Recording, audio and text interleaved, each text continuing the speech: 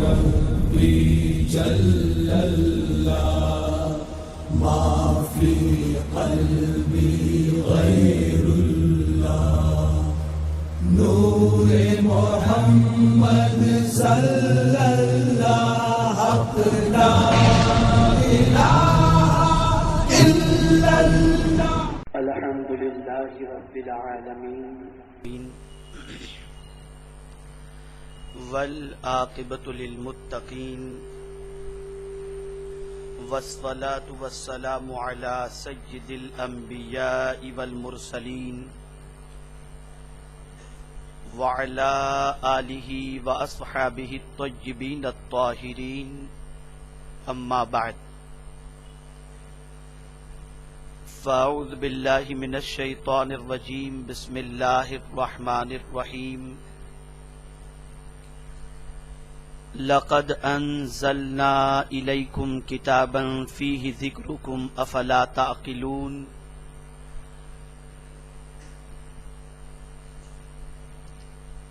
صدق اللہ العظیم۔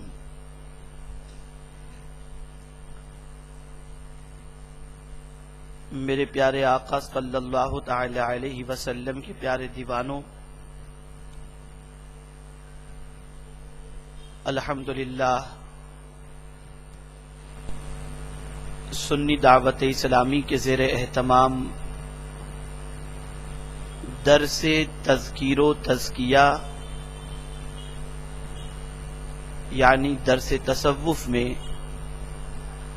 آج دوسری نشست میں ہم سب کی حاضری ہے۔ اللہ رب العزت سرکار مدینہ صلی اللہ تعالی علیہ وسلم کے صدق و طفیل ہم سب کی حاضری کو قبول فرمائے، اور جو کچھ اللہ رب العزت اور اس کے پیارے حبیب صلی اللہ تعالی علیہ وسلم کے ارشادات سننے اور سنانے کی سعادت نصیب ہو، اس پر ہم سب کو عمل کی توفیق بھی نصیب فرمائے۔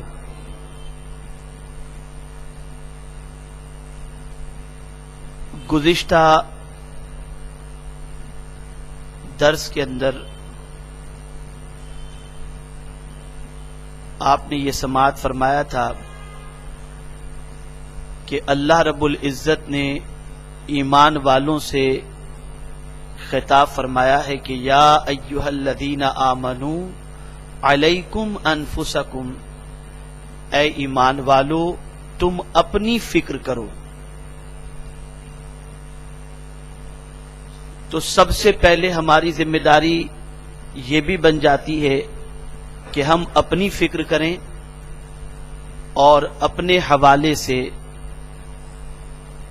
جد و جہد کر کے اپنی اصلاح کی بھی بھرپور کوشش کریں۔ اور آج کی نشست میں جو بات آپ کے گوش گزار کی جائے گی وہ یہ ہے کہ ہم قرآن میں خود کو تلاش کریں کہ قرآن مقدس کی آیت کی روشنی میں ہم کہاں ہیں اور کیا ہیں، اس لیے کہ یہ اللہ عز و جل کی وہ عظیم ترین کتاب ہے کہ اس کتاب کے اندر صرف قوموں کا ذکر موجود نہیں، قوموں کی عادتوں کا ذکر موجود نہیں، انبیاء کرام علیہم الصلاۃ والسلام کے صرف قصص و واقعات ہی موجود نہیں، بلکہ ہر فرد کے حوالے سے اس میں ذکر موجود ہے۔ اور جو بندہ اپنے آپ کو جاننا چاہے کہ وہ کیا ہے اور قرآن مقدس کی روشنی میں اس کا اسٹیٹس کیا ہے، اس کا مقام کیا ہے، تو وہ اللہ کی اس عظیم ترین کتاب کی روشنی میں اپنے آپ کو تلاش بھی کر سکتا ہے اور اپنی کیفیت کے حوالے سے اچھی طریقے سے جان بھی سکتا ہے۔ چونکہ جتنے بھی اولیاء کرام علیہم الرضوان اس فرش گیتی پر تشریف لائے، انہوں نے قرآن مقدس کو صرف ثواب کی نیت سے نہیں پڑھا، بلکہ وہ قرآن مقدس کی تلاوت اس نیت سے کرتے تھے کہ کہ قرآن مقدس کو پڑھنا اس لیے ہے کہ پڑھنے کے ساتھ ساتھ یہ دستور حیات ہے، اس پر عمل بھی کرنا ہے. اور اسی وجہ سے قرآن مقدس میں باعمل لوگوں کا مقام کیا ہے اور بے عمل لوگوں کی جگہ کیا ہے، اس کا صراحت کے ساتھ ذکر بھی موجود ہے. اور کن چیزوں کی بنیاد پر اللہ رب العزت کون سا مقام عطا کرتا ہے، ان اعمال کا بھی ذکر قرآن مقدس میں موجود ہے. تو اولیاء کرام علیہم الرضوان کو جو مقام اور مرتبہ میسر ہوتا، اس کی سب سے بڑی وجہ یہ تھی کہ وہ قرآن کی روشنی میں، احادیث کی روشنی میں اپنے آپ کو ڈھالنے کی کوشش کرتے. اور سب سے اہم بات یہ ہے کہ ان کا یہ عقیدہ تھا کہ جو کچھ قرآن مقدس میں اعمال کی جزا کا ذکر ہے، ان اعمال کو اختیار کرنے کے بعد اس کا نتیجہ ویسا ہی آئے گا. میرے پیارے آقا صلی اللہ تعالی علیہ وسلم کے پیارے دیوانوں، آج میں نے سورہ انبیاء پارہ نمبر 17 کی آیت نمبر 10 کی تلاوت کا شرف حاصل کیا ہے، جس میں اللہ رب العزت ارشاد فرماتا ہے لَقَدْ أَنزَلْنَا إِلَيْكُمْ كِتَابًا فِيهِ ذِكْرُكُمْ أَفَلَا تَعْقِلُونَ. بے شک ہم نے تمہاری طرف ایک کتاب اتاری جس میں تمہاری ناموری ہے، تو کیا تمہیں عقل نہیں؟ یعنی یہ وہ کتاب ہے کہ اس کے اندر تمہاری ناموری کا ذکر موجود ہے. بلکہ تم خود کو اگر تلاش کرنا چاہو تو اس کتاب کے ذریعے اپنا مقام تلاش کر سکتے ہو. اور دوسرے اعتبار سے بعض مفسرین یہ فرماتے ہیں کہ گروہ قریش سے یہ فرمایا جا رہا ہے کہ یہ کتاب تم میں نازل ہوئی. اب اس کتاب کی سچویشن یہ ہے کہ اگر تم دیکھو تو رسول گرامی وقار صلی اللہ تعالی علیہ وسلم کی نسبت سے اور قرآن کے عرب کی سرزمین پر نازل ہونے کی وجہ سے یہی کتاب تمہیں ناموری بھی عطا کرے گی اور تمہیں عزت و سربلندی بھی عطا کرے گی. حضرت احنف بن قیس رضی اللہ تعالی عنہ کبار تابعین میں سے ہیں. حضرت مولا علی کرم اللہ تعالی وجہہ الکریم کے شاگرد، بڑے جلالی تھے حضرت احنف بن قیس رضی اللہ تعالی عنہ. جب وہ غضب میں آتے، غصے میں آتے، تو لوگ کہا کرتے تھے کہ احنف بن قیس کا غصہ 100 تلواروں کی طرح ہے. لیکن جب حضرت احنف بن قیس رضی اللہ المولا تبارک و تعالی عنہ نے اس آیے کریمہ کی تلاوت کا شرف حاصل کیا کہ لقد انزلنا الیکم کتابا فیہ ذکرکم افلا تعقلون،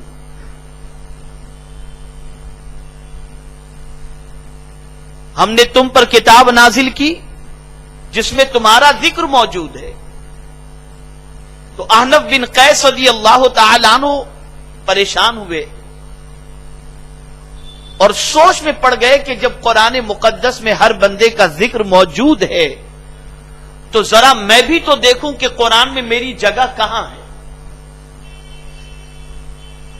اور جن لوگوں کو اللہ رب العزت نے اپنا مقرب بندہ بتایا، ان کی خصلتوں کا ذکر ہے، ان کی عادتوں کا ذکر ہے، ان کے شب و روز کا ذکر ہے، ان کی عبادت گزاری کا ذکر ہے، ان کی عادتوں کا ذکر ہے.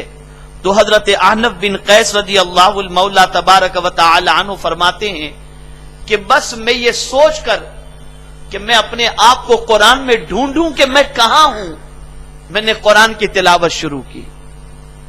اس کے بعد ارشاد فرماتے ہیں کہ جب میں نے قرآن مقدس کی تلاوت شروع کی تو ارشاد فرماتے ہیں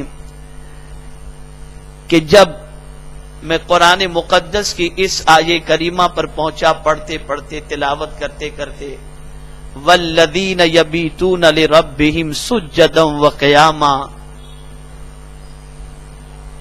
کہ وہ لوگ جو اپنی راتوں کو سجدے اور قیام میں گزار دیتے ہیں، تو فرماتے ہیں میری آنکھوں سے آنسو نکل گئے اور میں نے سوچا کہ رات سجدے اور قیام میں گزارنے والے بندوں کا جو ذکر ہے اس میں تو میں نہیں ہوں۔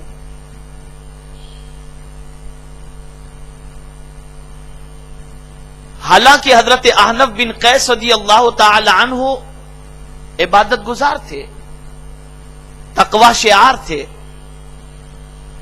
لیکن کسی کسی رات کو یا اکثر راتوں کو وہ آرام بھی کرتے، کچھ دیر عبادت بھی کر لیا کرتے، لیکن چونکہ مسلسل مکمل رات عبادت میں نہ گزرتی تھی تو اپنے آپ کو اس زمرے میں شامل کرنے کی بجائے افسردہ ہو کر عرض کرتے ہیں کہ جو اپنی راتیں سجدے اور قیام میں گزارتے ہیں اس میں تو میرا ذکر نہیں ہے، میں اس میں نہیں ہوں۔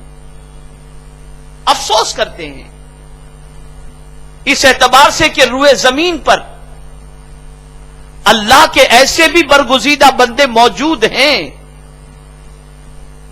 جن کو اپنی پیٹھ زمین پر لگانا یا بستر پر لگانا اچھا نہیں لگتا، ان کو اپنی پیشانی کو سجدے میں لگانا اچھا لگتا ہے، زمین پر جھکانا اچھا لگتا ہے، لیکن اپنے وجود کو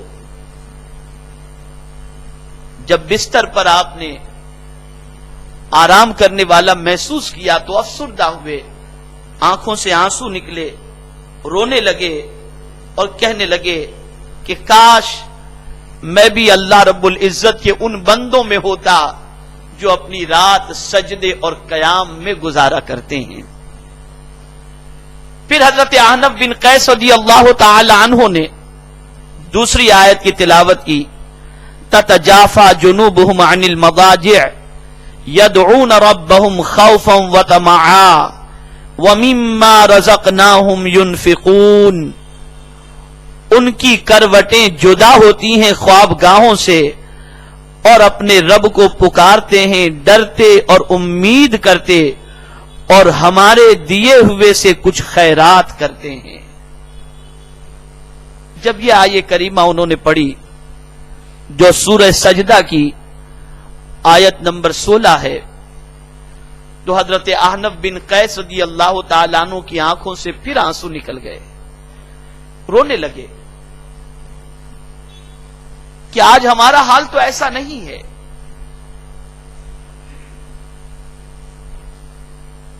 کہ ہم اپنی کروٹوں کو خوابگاہوں سے جدا کیے بیٹھے ہوں۔ ہمارا حال تو یہ ہے کہ اپنی کروٹیں خوابگاہوں کے اندر ہم لیتے ہیں اور شب بیداری عبادت و ریاضت میں کرنے کی بجائے ہماری راتیں بس یوں ہی ضائع ہو جایا کرتی ہیں۔ تو آپ نے جب اپنے آپ کو اس آیت کا مصداق نہ پایا تو افسردہ ہوئے، غمگین ہوئے۔ اور اس آیت میں ایک بات اور بھی ہے کہ اور اپنے رب کو پکارتے ہیں، ڈرتے اور امید کرتے، یعنی اللہ کو اس حال میں پکارتے ہیں کہ اس سے ڈرتے بھی ہیں اور اس سے امید بھی کرتے ہیں۔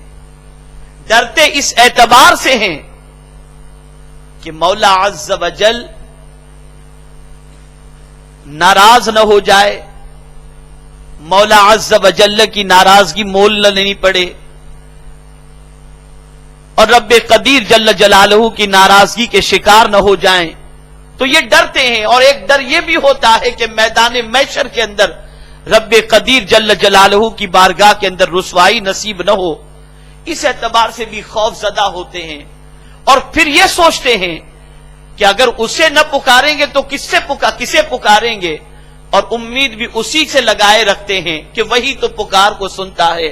امن یجیب المضطر اذا دعاہ، کون ہے جو بے قراروں کی فریاد سنتا ہے؟ وہی پالنہار حقیقی سنتا ہے۔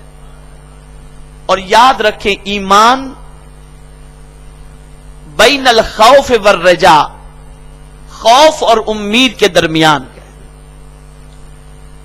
اللہ سے ڈرو بھی اور اللہ سے مایوس بھی نہ ہو جاؤ، اس سے ڈر کر گناہ نہ کرو، اور اس سے امید رکھ کر اللہ رب العزت جل جلالہ کی بارگاہ میں توبہ و استغفار کرو، تاکہ اس سے جب توبہ و استغفار کی قبولیت کی امید رکھو گے تو وہ پالن ہار حقیقی کرم کی نظر فرما کر گناہوں کو معاف فرما دے گا۔ اسی لیے میرے پیارے آقا صلی اللہ تعالی علیہ وسلم کے پیارے دیوانوں، اللہ والوں کی شان اور خود پیغمبر اعظم صلی اللہ تعالی علیہ وسلم اپنی امت کی تعلیم کے لیے ارشاد فرماتے ہیں کہ میں دن میں 100 مرتبہ اپنے رب سے استغفار کرتا ہوں، مغفرت کی بھیک مانگتا ہوں، مغفرت طلب کرتا ہوں۔ اللہ کے رسول صلی اللہ تعالی علیہ وسلم کا رب کی بارگاہ میں استغفار کرنا یہ امت کی تعلیم کے لیے ہے، اور ایک رسول اعظم صلی اللہ علیہ وسلم کی سنت آج میں آپ کو بتا دیتا ہوں، اور وہ یہ ہے کہ ہر نماز کے بعد 3 مرتبہ استغفار کرنا یہ بھی حضور صلی اللہ علیہ وسلم کی سنت مبارکہ ہے۔ اور اللہ والوں کی ایک شان یہ بھی بیان کی گئی کہ اللہ جو روزی انہیں عطا کرتا ہے اس میں سے وہ خرچ کرتے ہیں۔ میرے پیارے آقا صلی اللہ تعالی علیہ وسلم کے پیارے دیوانوں، یہی وجہ ہے کہ ان کی اس صفت کی بنیاد پر اللہ رب العزت نے ان کو مخلوق سے بے خوف کر دیا، بے نیاز کر دیا۔ اسی لیے قرآن مقدس کی ایک اور آیت کے حوالے سے حضرت احنف بن قیس رضی اللہ تعالی عنہ فرماتے ہیں کہ میں نے قرآن کی جب یہ آیت تلاوت کی تو اس میں بھی اپنے آپ کو نہیں پایا۔ الذین ينفقون اموالهم باللیل والنہار سرا وعلانیہ فلہم اجرہم عند ربہم ولا خوف علیہم ولا هم یحزنون۔ وہ لوگ جو رات و دن میں، ظاہر و باطن میں اللہ کے دیے ہوئے مال میں سے خرچ کرتے ہیں، تو رب فرماتا ہے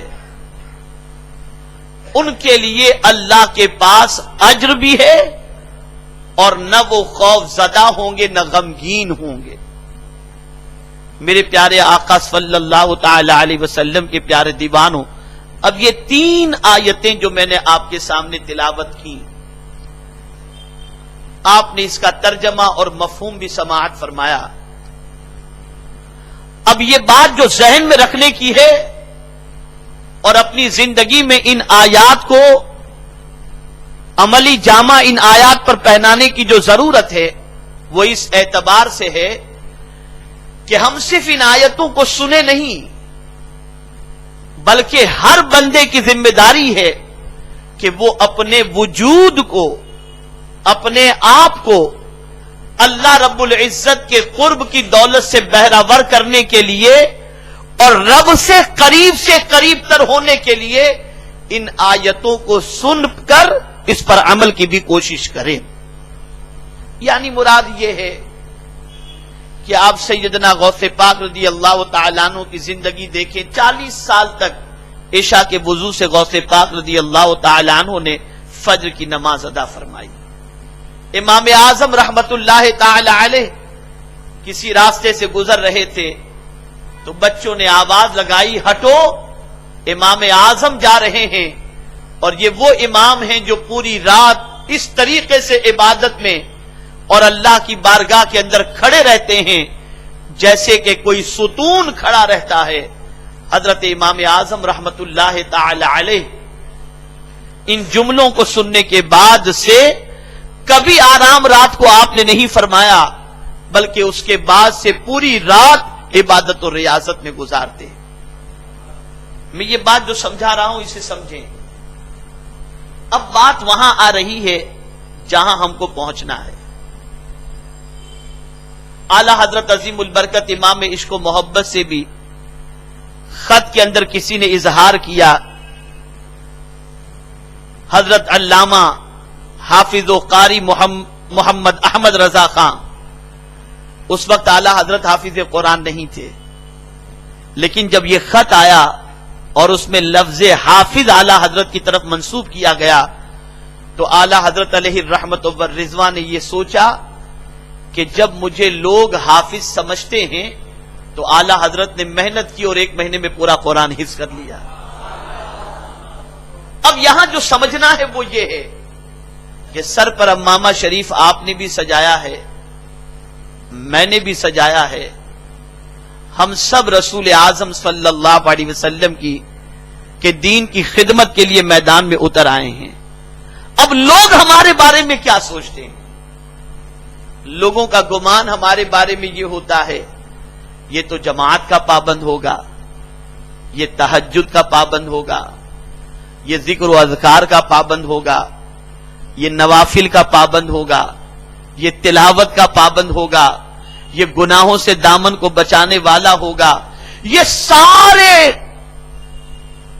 سارا حسن ظن مبلغین، طلباء اور معلمین کے لیے عوام کا ہوتا ہے۔ اب میں آپ سے پوچھنا چاہتا ہوں کہ جو گمان لوگ ہمارے بارے میں کرتے ہیں کیا ہماری ذمہ داری نہیں کہ ہم اس گمان پر پورا اترنے کی کوشش کریں؟ اعلی حضرت نے خود کو 1 مہینے میں حافظ بنا لیا، امام اعظم رحمت اللہ تعالی علیہ پوری رات عبادت و ریاضت میں گزارنے لگے، گویا ہمیں ذہن دیا جا رہا ہے کہ تمہیں دنیا جتنا بہتر سمجھتی ہے تم اس سے بہتر بننے کی کوشش کرو، اس سے بہتر بننے کی کوشش کرو۔ اور مجھے اس وقت حضور مجاہد ملت رحمت اللہ تعالی علیہ کا ایک واقعہ یاد آ رہا ہے۔ اللہ اکبر، وہ حضور مجاہد ملت علیہ الرحمہ جو رئیس اڑیسہ اور بارگاہ رسالت مآب صلی اللہ تعالی علیہ وسلم میں بڑا اونچا مقام، پیکر اخلاص، ملت اسلامیہ کی خاطر جنہوں نے بڑی قربانیاں پیش کی، مقدموں کا مقابلہ کیا، جب ایک مرتبہ کچہری میں پہنچنے کا وقت آیا تو حضور مجاہد ملت علیہ الرحمہ سے مریدین نے کہا کہ حضور آپ تہبند پہن کر کے کچہری میں جائیں گے، کورٹ میں جائیں گے، یہ مناسب نہیں، بہتر ہے کہ آج آپ پائجامہ پہن لیں اور اس حال میں کورٹ میں پہنچیں، مجسٹریٹ ہوں گے، وکلا ہوں گے اور لوگ بھی ہوں گے، تو اس طریقے سے جانا بہتر نہ ہوگا، قربان جائیے۔ حضور مجاہد میں جاتا ہوں تو وہاں جانے میں مجھے کوئی ہچکچاہٹ نہیں۔ اب وہی حضور مجاہد ملت علیہ الرحمہ الہ آباد کی سرزمین پر ایک پروگرام کے لیے تشریف لائے۔ ایک مفتی صاحب خطاب فرما رہے تھے اور حضور مجاہد ملت رحمت اللہ تعالی علیہ دوران خطاب جلسے میں تشریف لائے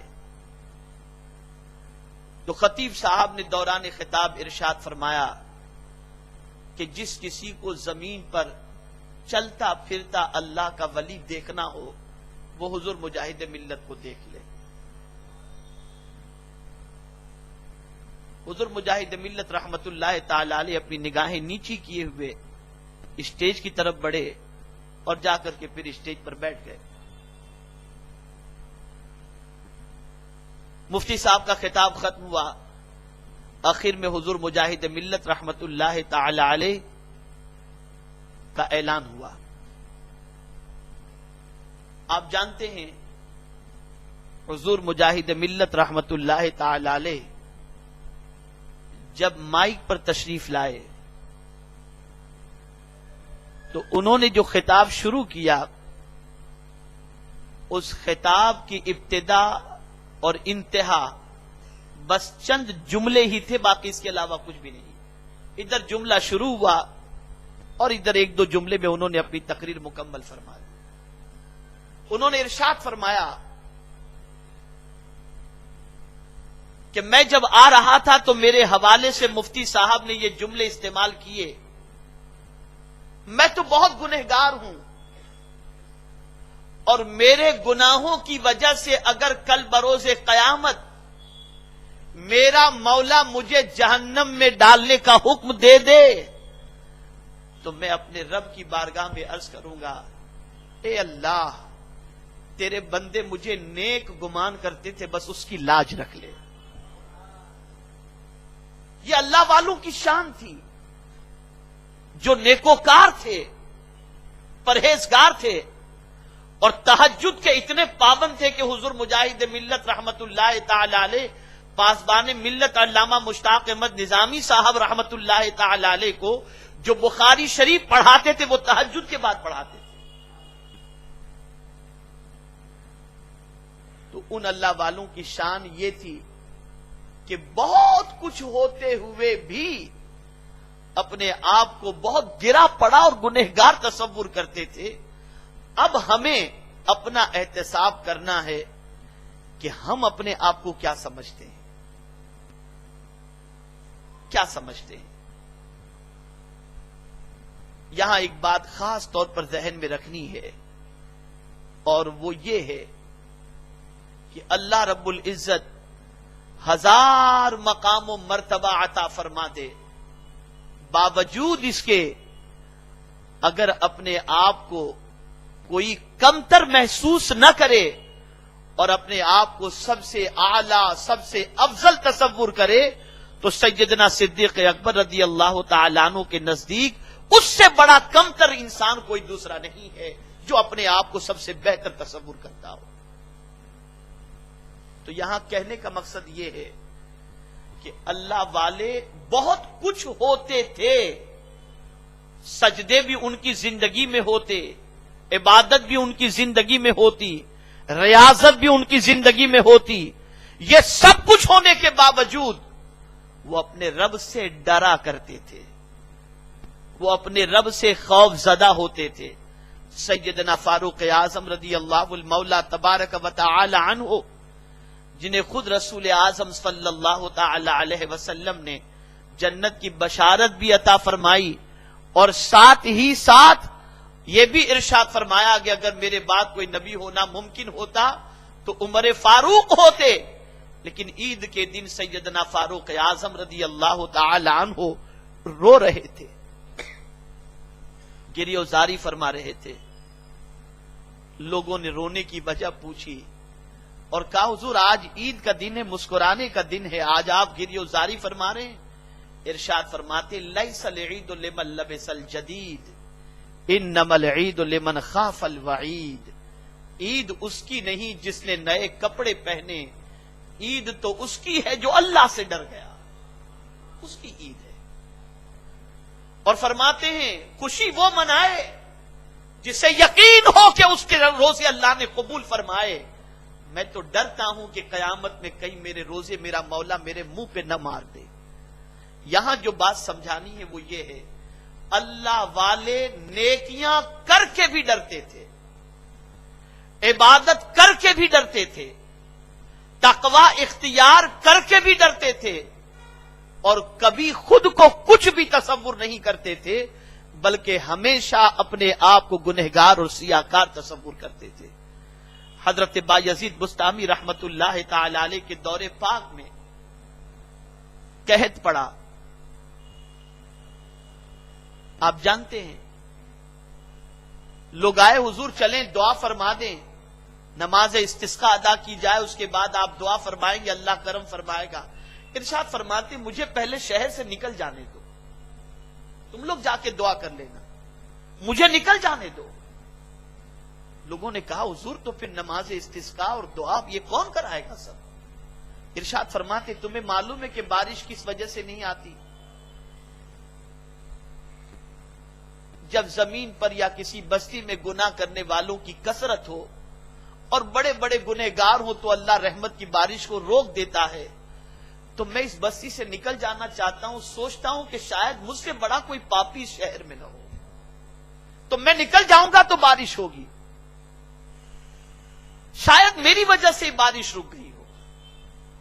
یہ ان اللہ والوں کا حال تھا جو معرفت خداوندی کی دولت سے مالا مال تھے، لیکن کبھی بھی اپنے آپ کو انہوں نے بہت کچھ نہ سمجھا، بلکہ بہت کچھ ہوتے ہوئے بھی اپنے آپ کو بہت گرا پڑا تصور کیا۔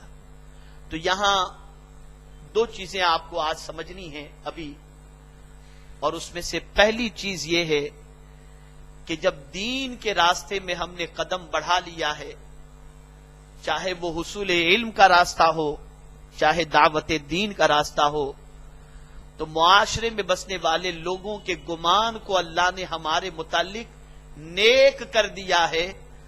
اب ہم کیسے ہیں، ہم سے زیادہ ہمارے بارے میں کوئی نہیں جانتا۔ ہماری ذمہ داری یہ بن جاتی ہے کہ لوگوں کا جو اچھا گمان ہمارے متعلق ہے اس سے بہتر بننے کی ہم کوشش کریں، اور خوف میں اور امید میں اپنے پالنہار حقیقی کو یاد کرتے رہیں، اور اسی کی بارگاہ میں اپنی جبین نیاز کو جھکانے کی کوشش کریں۔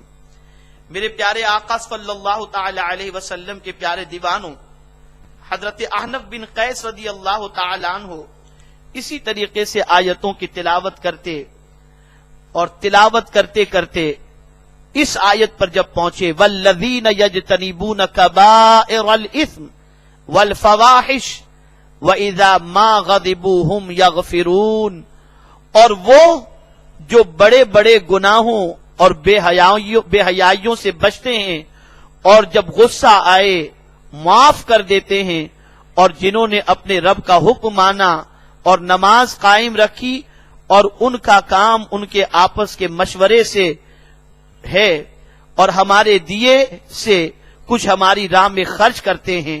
میرے پیارے آقا صلی اللہ تعالی علیہ وسلم کے پیارے دیوانوں، جب یہ آیے کریمہ کی انہوں نے تلاوت کی کہ جو بڑے بڑے گناہوں اور بے حیائیوں سے بچتے ہیں اور جب غصہ آئے تو معاف کر دیتے ہیں، تو وہاں پر بھی حضرت احنف بن قیس رضی اللہ تعالی عنہ لرز اٹھے اور سوچ میں پڑ گئے کہ کبائر اور گناہوں سے تو ہمارا دامن آلودہ ہے، تابعی ہیں۔ اب آپ سوچیں کہ جن کبائر گناہوں کو ہم آج سمجھتے ہیں، کیا ان کی نظر ان کبائر پر تھی؟ تو سنو، اللہ والوں کی شان بڑی نرالی ہوتی ہے۔ ان کے نزدیک جو عام طور پر کبائر ہوتے ہیں، جو فواحش ہوتے ہیں، یہی صرف گناہ اور کبائر و فواحش نہیں ہوتے، بلکہ اللہ والوں کے نزدیک اللہ اور اس کے رسول سے ہٹ کر اگر کسی سے کوئی امید وابستہ ہو جائے تو اسے بھی وہ کبیرہ گناہ تصور کرتے ہیں، اسے بھی کبیرہ گناہ تصور کرتے ہیں۔ مجھے یہاں پر حضرت رابعہ عدویہ رضی اللہ تعالی عنہ کا ایک واقعہ یاد آتا ہے۔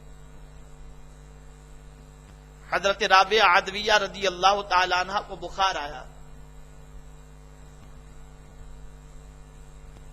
اس زمانے کے اولیاء کرام عیادت کے لیے تشریف لائے۔ مائی کیسی طبیعت ہے؟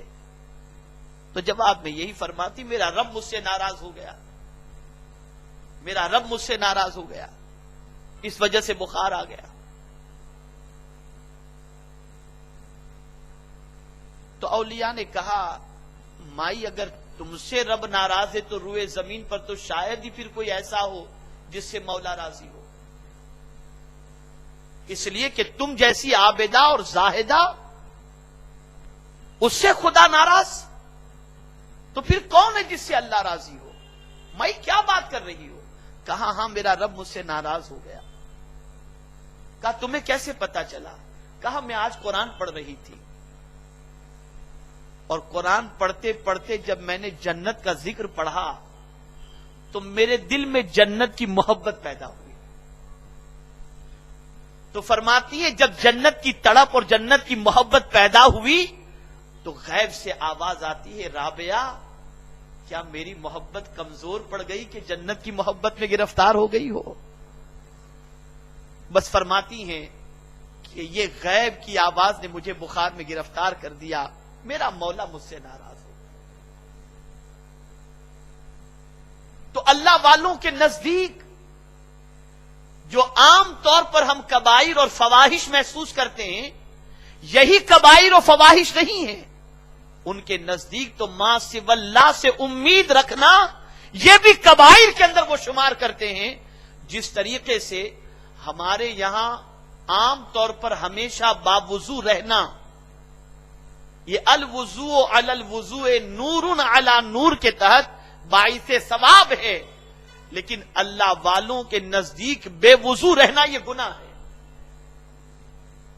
ہمارے یہاں بے وضو رہنا گناہ نہیں ہے عام انسانوں کے لیے، لیکن اللہ والوں کے لیے وہ تو اپنے آپ کو بے وضو رکھتے ہی نہیں، اس لیے کہ وہ بے وضو رہنا اپنے آپ کو گناہ میں گرفتار محسوس کرتے. تو میرے پیارے آقا صلی اللہ تعالی علیہ وسلم کے پیارے دیوانوں، اللہ والوں کی شان یہ ہے کہ وہ اپنے آپ کو ان چیزوں سے بھی بچاتے ہیں جو چیزیں قرب خداوندی کی دولت سے مالا مال ہونے کے لیے رکاوٹ بنتی ہیں. اب حضرت عنب بن قیس رضی اللہ تعالی عنہ اس طریقے کی کئی آیتوں کی تلاوت کرتے ہیں، اور تلاوت کرتے کرتے کرتے جب اس آیے کریمہ پر پہنچے تو فرط مسرت سے جھوم اٹھے. کئی آیتیں اور بھی پڑھی، ما سلککم فی سقر قالوا لم نکن من المصلین، کہ جن لوگوں پر عذاب ہوں گے اور جن وجوہات پر عذاب ہوں گے ان کے متعلق آیتوں کو پڑھ پڑھ کر کے وہ روتے رہے اور کہے مولا اس سے ہمیں بچا لینا، ان گناہوں میں ہمیں گرفتار نہ کرنا. یہ سب پڑھتے رہے، لیکن جب یہ آیے کریمہ پر پہنچے تو پھر کہنے لگے مولا میں نے اپنے آپ کو پا لیا، میں نے اپنے آپ کو پا لیا. اور وہ آیت کون سی ہے؟ وَآخَرُونَ اعْتَرَفُوا بِذُنُوبِهِمْ خَلَطُوا عَمَلًا صَالِحًا وَآخَرَ سَيِّئًا عَسَى اللَّهُ أَن يَتُوبَ عَلَيْهِمْ إِنَّ اللَّهَ غَفُورٌ رَحِيمٌ. یہ سورہ توبہ کی آیت نمبر 102 ہے. اللہ رب العزت نے ارشاد فرمایا وَآخَرُونَ اعْتَرَفُوا بِذُنُوبِهِمْ خَلَطُوا عَمَلًا صَالِحًا وَآخَرَ سَيِّئًا عَسَى اللَّهُ أَن يَتُوبَ عَلَيْهِمْ إِنَّ اللَّهَ غَفُورٌ رَحِيمٌ. اور کچھ اور ہیں جو اپنے گناہوں کے مقر ہوئے. مقر کے معنی ہوتا اقرار کرنے والے. طلبہ جانتے ہیں کہ مقر یہ اس میں فاعل ہے، تو اس کے معنی کیا ہوا؟ اقرار کرنے والے. اور ملایا ایک کام اچھا اور دوسرا برا. ایک کام اچھا کیا، ایک کام برا کیا، یعنی نیکی بھی کرتے گناہ بھی کرتے. قریب ہے کہ اللہ ان کی توبہ قبول کر لے. بے شک اللہ بخشنے والا مہربان ہے. میرے پیارے آقا صلی اللہ تعالی علیہ وسلم کے پیارے دیوانوں، یہ آیے کریمہ حضرت عنب بن قیس نے تلاوت فرمائی تو فرماتے میں اپنے گناہوں کا اقرار کرتا ہوں، اقرار کرتا ہوں. یقیناً کچھ نیکیاں بھی ہوئی ہیں، کچھ گناہ بھی ہوئے، اور میرے رب سے امید ہے کہ میرا مولا مجھے معاف فرما دے گا. میرے پیارے آقا صلی اللہ تعالی علیہ وسلم کے پیارے دیوانوں، اس آیے کریمہ کا شان نزول بھی آپ سماعت فرما لیں تاکہ آپ اچھی طریقے سے محسوس کر سکیں کہ اللہ رب العزت کے وہ بندے جو گناہوں کا اقرار کر لیتے ہیں اور اپنے آپ کو گنہگار تصور کرتے ہیں، ان پر مولا عز و جل کا کس طریقے سے کرم ہوتا ہے. شان نزول کے حوالے سے جمہور مفسرین کا قول ہے کہ یہ آیت مدینہ طیبہ کے مسلمانوں کی ایک جماعت کے حق میں نازل ہوئی جو غزوہ تبوک میں حاضر نہ ہوئے تھے. اس کے بعد نادم ہوئے اور توبہ کی اور کہا افسوس ہم گمراہوں کے ساتھ یا عورتوں کے ساتھ رہ گئے. معاملہ یہ تھا کہ جب رسول گرامی وقار صلی اللہ تعالی علیہ وسلم نے غزوہ تبوک کے لیے صحابہ کرام علیہم الرضوان کو تیاری کا حکم دیا تو بہت سارے صحابہ، تقریباً صحابہ چل پڑے، لیکن کچھ صحابہ یہ سوچ کر رک گئے کہ ہمارے پاس سواریاں اچھی ہیں، ہم پیچھے سے جا کر کے جنگ کے میدان میں مل لیں گے. اور پھر اسی میں تاخیر ہوتی گئی، یہاں تک کہ غزوہ تبوک جو ہے وہ مکمل ہوا اور اس کے بعد اللہ کے رسول صلی اللہ تعالی علیہ وسلم کی تشریف آوری مدینہ منورہ کی طرف ہوئی. تو وہ جو رک گئے تھے وہ اپنے آپ کے حوالے سے کہتے ہیں کہ افسوس ہم گمراہوں کے ساتھ یا عورتوں کے ساتھ رہ گئے اور رسول کریم صلی اللہ علیہ وسلم اور آپ کے اصحاب جہاد میں ہیں. جب حضور اپنے سفر سے واپس ہوئے اور قریب مدینہ پہنچے تو ان لوگوں نے قسم کھائی کہ ہم اپنے آپ کو مسجد کے ستونوں سے باندھ دیں گے اور ہرگز نہ کھولیں گے یہاں تک کہ رسول کریم صلی اللہ علیہ وسلم ہی کھولیں. یہ قسمیں کھا کر وہ مسجد کے ستونوں سے بندھ گئے. جب حضور صلی اللہ علیہ وسلم تشریف لائے اور انہیں ملاحظہ کیا تو فرمایا یہ کون ہیں؟ عرض کیا گیا یہ وہ لوگ ہیں جو جہاد میں حاضر ہونے سے رہ گئے تھے. انہوں نے اللہ سے عہد کیا ہے کہ یہ اپنے آپ کو نہ کھولیں گے جب تک حضور ان سے راضی ہو کر انہیں خود نہ کھولیں. حضور صلی اللہ علیہ وسلم نے فرمایا اور میں اللہ کی قسم کھاتا ہوں کہ میں انہیں نہ کھولوں گا نہ ان کا عذر قبول کروں جب تک کہ مجھے اللہ کی طرف سے ان کے کھولنے کا حکم نہ دیا جائے. تب یہ آیت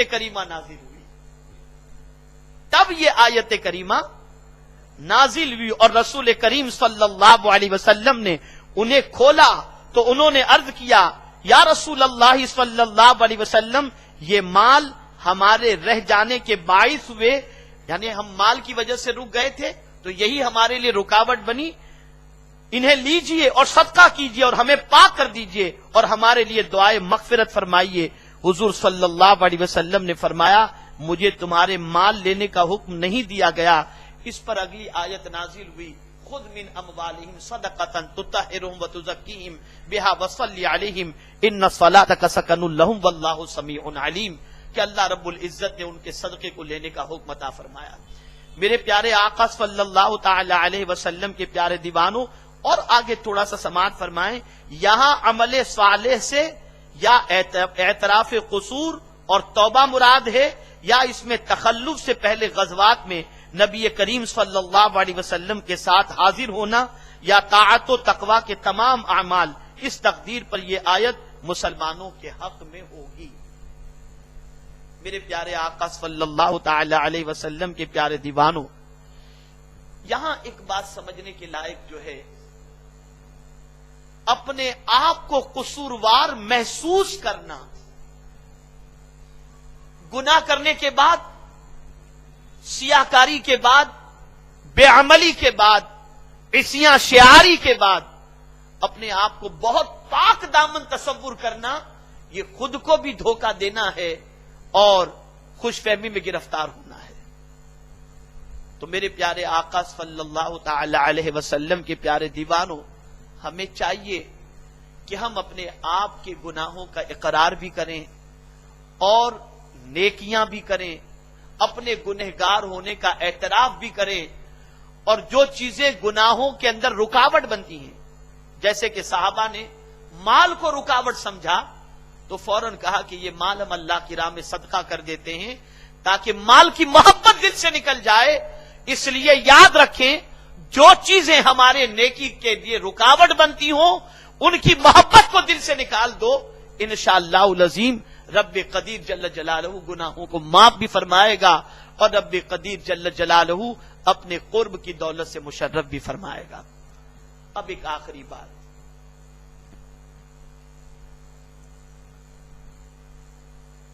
اللہ والوں کی ایک شان قرآن نے بیان فرمائی، کانوا قلیلا من اللیل یہجعون ما یہجعون وبالاسحار هم یستغفرون. اللہ والوں کی شان یہ ہے کہ وہ رات کو بہت تھوڑا سوتے ہیں اور سحری کے وقت استغفار کرتے ہیں. آپ کو معلوم ہے اللہ کے رسول صلی اللہ علیہ وسلم نے ارشاد فرمایا کہ رب قدیر جل جلالہ فرماتا ہے میں کسی بستی پر عذاب نازل کرنا چاہتا ہوں کہ اس بستی پر عذاب نازل کروں، لیکن ان میں جب استغفار کرنے والوں کو دیکھتا ہوں تو میں اپنا عذاب ٹال دیتا ہوں. استغفار کرنے والوں کو دیکھتا ہوں تو اپنا عذاب ٹال دیتا ہوں. اور استغفار کا بہترین وقت وہ سحر کا وقت ہے کہ اس وقت رب قدیر جل جلالہ اپنے بندوں سے خطاب فرماتا ہے کوئی مغفرت کا طلبگار کہ میں اس کی خطاؤں کو معاف کروں. اب چونکہ طلبہ مستقبل میں دعوت دین کی ذمہ داری اپنے کاندھے پر اٹھائیں گے، مبلغین ابھی سے اب ذمہ داری کاندھے پر اٹھائے بیٹھے ہیں. کیا منشا ہے دعوت کے کام کا؟ یہی منشا تو ہے نا کہ لوگ برائیوں سے بچ جائیں، لوگ گناہوں سے بچ جائیں، لوگ نیکیوں کے عادی بن جائیں. یہاں میں آپ کو ایک واقعہ عرض کروں. خلیفہ ہارون رشید کے زمانے میں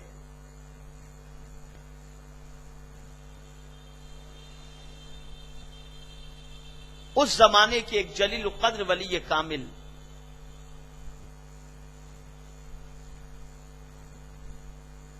اپنی قیام گاہ میں تشریف فرما تھے. خلیفہ کا خیال ہوا کہ میں ملاقات کا شرف حاصل کروں. اطلاع بھجوائی کہ حضرت میں باریابی کی اجازت چاہتا ہوں، آپ کی خدمت میں حاضر ہونے کی اجازت طلب کرتا ہوں. تو اس وقت کے ولی کامل نے ارشاد فرمایا خلیفہ کا میرے یہاں کیا کام ہے؟ نہ مجھے اس سے کوئی حاجت ہے نہ اس کی مجھے ضرورت ہے، تو وہ میرے یہاں آ کر کیا کرے گا؟ تو وزیر نے کہا کہ خلیفہ وقت کی اطاعت کرنا آپ کے لیے ضروری ہے اور وہ خواہش مند ہیں تو آپ ملاقات کا شرف عطا فرمائیں. کہا ٹھیک ہے آ جائیں. خلیفہ وقت کا جب آنے کا ٹائم ہوا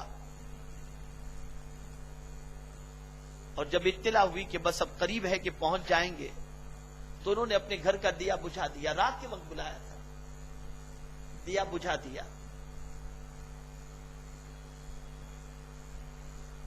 جب دروازے پر وزیر نے دستک دی، آپ نے دروازہ کھولا اور مکان کے گوشے میں چلے گئے.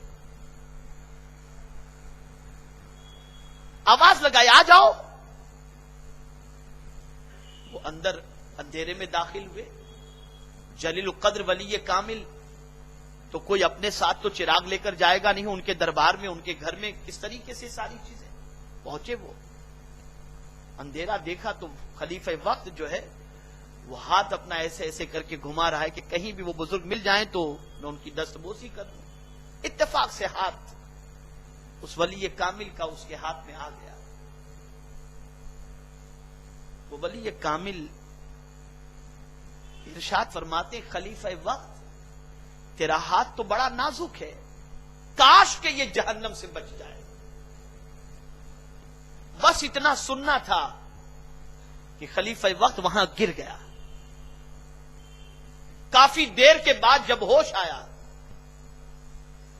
تو خلیفہ وقت نے کہا کہ حضور بس ایک نصیحت فرما دے، میں چلا جاتا ہوں.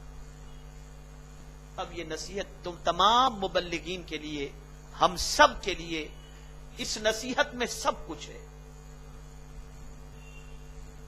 خلیفہ وقت سے اس وقت اس دور کے ولی کامل نے ارشاد فرمایا اے خلیفہ وقت، نصیحت سننا چاہتا ہے تو سن لے.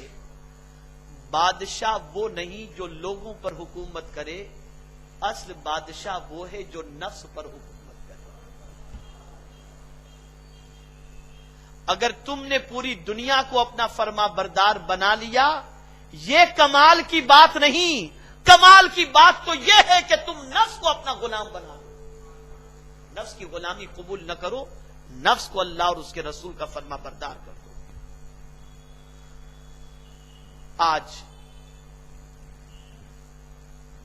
ہم قرآن مقدس کی روشنی میں اپنے وجود کا احتساب کریں، اپنے آپ کو جانچیں اور قرآن مقدس کو سرسری طور پر نہ پڑھیں. میں اگر قرآن مقدس کی اور کئی آیتوں کو آپ کے سامنے رکھوں اور پھر اس کے بعد یہ کہوں کہ قرآن ایک آئینہ ہے، ہر ایک کو اس میں اپنی تصویر نظر آ جائے گی، تو ہم جب اپنی تصویر دیکھیں گے تو میں یہ سمجھتا ہوں کہ شاید پوری زندگی ہم اپنے آپ کو سجدے سے اٹھانے کے لیے تیار نہ ہوں اور اپنے آپ کو روئے زمین کا سب سے گرا ہوا انسان سمجھنے میں کوئی کوتاہی نہ کرے۔ قرآن جب ہم کو اپنا آئینہ دکھائے، قرآن کے آئینے میں جب ہم اپنے آپ کو دیکھیں، تو آج ضرورت ہے کہ قرآن مقدس کو پڑھیں، رسول اعظم صلی اللہ علیہ وسلم کی احادیث کا مطالعہ کریں، اور مطالعہ کرنے کے بعد ہم اپنے آپ کو پرفیکٹ سے پرفیکٹ بنانے کی کوشش کریں۔ انشاءاللہ العظیم ان کوششوں کی بنیاد پر اللہ چاہے گا تو ہماری زندگی بھی سنوار دے گا اور وہ کرم کی نظر فرمائے گا، تو انشاءاللہ ہماری آخرت بھی سنور جائے گی۔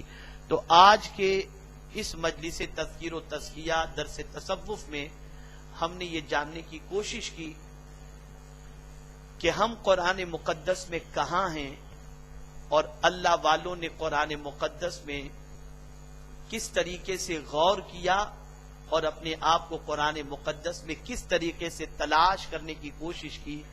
اب ہمیں بھی چاہیے کہ جو اوصاف اللہ نے اپنے نیک بندوں کے بیان فرمائے ہیں ان اوصاف کی طرف قدم بڑھائیں اور اپنی زندگی کو اللہ عز و جل اور اس کے رسول صلی اللہ علیہ وسلم کے قانون کے سانچے میں ڈھالنے کی کوشش کریں، تاکہ ہمارا قلب بھی مطمئن ہو جائے اور بارگاہ رسالت مآب صلی اللہ تعالی علیہ وسلم میں ذلت و رسوائی سے ہم بچ جائیں اور بارگاہ سمدیت میں بھی ذلت و رسوائی سے بچ جائیں۔ اللہ رب العزت ہم سب کو عمل کی توفیق نصیب فرمائے اور قرآن مقدس سے استفادہ اور رہنمائی کی توفیق نصیب فرمائے، اور ساتھ ہی ساتھ قرآن و حدیث پر عمل کی توفیق نصیب فرمائے۔ وما علینا الا البلاغ المبین۔ اللهم صل على سيدنا ومولانا محمد طب القلوب ودوائها وعافية الأبدان وشفائها ونور الأبصار وضيائها وعلى آله وصحابه وبارك وسلم۔ اللهم إنا نسألك الهدى والتقى والعفاف والغنى۔ اللهم نور قلوبنا بالقرآن وزين أعمالنا بالقرآن واشرح صدورنا بالقرآن ونور قبورنا بالقرآن وارزقنا شفاعة القرآن وارزقنا شفاعة خير الأنام عليه الصلاة والسلام۔ اللهم أعنا على ذكرك وشكرك وحسن عبادتك۔ اللهم اجعلنا من عبادك الصالحين۔ اللهم ربنا لا تجعلنا فتنة للقوم الظالمين ونجنا برحمتك من القوم الكافرين۔ يا رب بالمصطفى بلغ مقاصدنا واغفر لنا ما مضى يا واسع الكرم۔ مولاي صل وسلم دائما ابدا على حبيبك خير الخلق كلهم۔ ان الله وملائكته يصلون على النبي يا ايها الذين امنوا صلوا عليه وسلموا تسليما۔ اللهم صل على سيدنا ومولانا محمد معدن الجود والكرم وعلى واصحابه وبارك وسلم۔ سبحان ربك رب العزة عما يصفون وسلام على المرسلين والحمد لله رب العالمين۔ سبحانك اللهم وبحمدك أشهد أن لا إله إلا أنت أستغفرك وأتوب إليك۔ سبحانك اللهم وبحمدك أشهد أن لا إله إلا أنت أستغفرك وأتوب إليك۔ سبحانك اللهم وبحمدك أشهد أن لا إله إلا أنت أستغفرك وأتوب إليك۔ میرے پیارے آقا صلی اللہ علیہ وسلم کے پیارے دیوانوں، آپ کو گزشتہ درس تصوف میں دو کام سونپے گئے تھے، قضائے عمری اور قرآن مقدس کی تلاوت، یہ مبلغین کو، اور طلبہ کو بلا ناغہ روزانہ 500 مرتبہ درود شریف پڑھنے کے حوالے سے تاکید کی گئی تھی۔ مجھے امید ہے کہ آپ ضرور بے ضرور اس پر عمل پیرا ہوں گے اور آپ نے اس پر عمل کرنے کی کوشش کی ہوگی۔ مجھے یہ جان کر مسرت ہوئی کہ الحمدللہ طلباء میں سے بہت سارے طلبہ تہجد کے پابند بن گئے اور انہوں نے تہجد کی طرف اپنی توجہ کی اور الحمدللہ تہجد کی پابندی کرتے رہے اور کر رہے ہیں۔ اب میں آئندہ کے لیے جو میں نے گزشتہ درس تصوف میں آپ کو سبق دیا تھا، اگر اس پر آپ عمل پیرا ہیں تو سبحان اللہ، اور نہیں ہیں تو پھر آج میں آپ سے عرض کرتا ہوں کہ اللہ عز و جل اور اس کے پیارے حبیب صلی اللہ علیہ وسلم کی رضا کے لیے آپ اس کو عملی جامہ پہنانے کی کوشش کریں، انشاءاللہ العظیم اس کی برکتیں آپ کو ملیں گی۔ اور ساتھ ہی ساتھ یہ کوشش کریں ہر شب جمعہ کو، میں روز کی بات نہیں کر رہا، ہر شب جمعہ کو بستر پر سونے سے پہلے آپ 2 رکعت نماز صلاۃ التوبہ کی نیت سے پڑھ کر اپنے ہفتے بھر کے اعمال کے حوالے سے مراقبہ کریں کہ آپ نے ہفتے بھر کیا کیا کیا ہے اور کون کون سے اچھے کام کیے اور اللہ نہ کرے کون سی لغزشیں ہوئی، اور اس کے بعد رو رو کر بارگاہ سمدیت کے اندر اپنے گناہوں سے توبہ و استغفار کریں۔ انشاءاللہ العظیم اس کی برکت یہ ہوگی کہ گناہوں سے نفرت اور نیکیوں سے اللہ محبت کی توفیق عطا فرمائے گا۔ آئندہ درس تصوف انشاءاللہ العظیم 16 مئی کو ہوگا، آپ اس تاریخ کو ذہن میں محفوظ کر لیں۔ تو آپ سے میری گزارش ہے وقت کی پابندی کو ملحوظ خاطر رکھتے ہوئے آپ ضرور آئیں، اور آئے گا وہی جسے کچھ پانا ہے، اور جو اپنے آپ کو بہت کچھ سمجھتا ہے یا بلا عذر شرعی غیر حاضر رہتا ہے وہ اس کا ذمہ دار ہے۔ ہم نے تو کوشش شروع کی ہے اپنی اور آپ کی سب کی زندگی اور آخرت سنوارنے کی، بس اللہ اسے قبول فرمائے اور ہم سب کو قرآن و حدیث کی گائیڈ لائن پر عمل کی توفیق نصیب فرمائے۔ وما علینا الا البلاغ المبین۔ السلام علیکم۔